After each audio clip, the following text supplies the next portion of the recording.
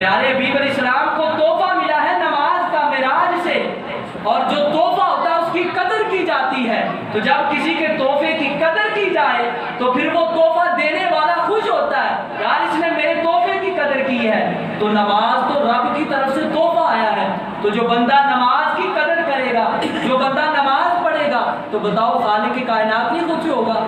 خالق کائنات کی ذات جو ہے وہ خوش نہ ہوگی کہ میرے تحفے کی انہوں نے قدر کی؟ ارے آپ لوگ، ہم لوگ تو خوش نصیب ہیں۔ 50 نمازیں تھی، 50 نمازیں اگر دن میں پڑھنا پڑتی تو پتہ چل جاتا۔ 5 نمازیں پڑھنی ہمارے لیے مشکل ہو گئی۔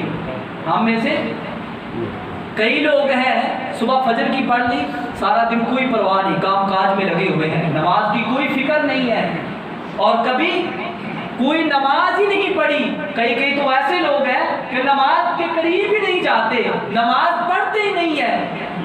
لیکن 50 نمازیں 5 ہو گئی، 5 ہم سے پڑھنا مشکل ہو گئی، تو اگر 50 ہی ہوتی تو پھر بتائیے کیا ہمارا حال ہوتا؟ سارا دن ہم نماز نہیں لگے رہتے، سارا دن نمازیں ہی پڑھتے رہتے، نہ کام کیا جاتا، نہ کوئی اور معاملات کو دیکھا جاتا۔ تو یہ تو حبیب علیہ السلام کا کرم ہے ہم امتیوں پر، یہ حضور کا فضل ہے ہم پر۔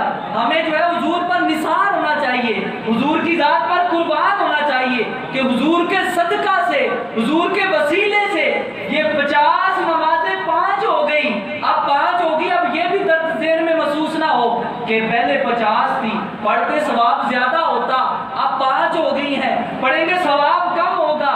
فرمایا حبیب 5 نمازیں تو کروا لی ہیں آپ نے، لیکن جائیے ساتھ ایک اور انعام عطا کرتا ہوں۔ مالک کیا انعام؟ فرمایا 50 نمازیں تھی، پڑھتے 50 کا ثواب ہوتا، اب نمازیں 5 ہیں، آپ کی امتی 5 پڑھیں گے، ثواب میں 50 نمازوں کا ہی عطا فرماؤں۔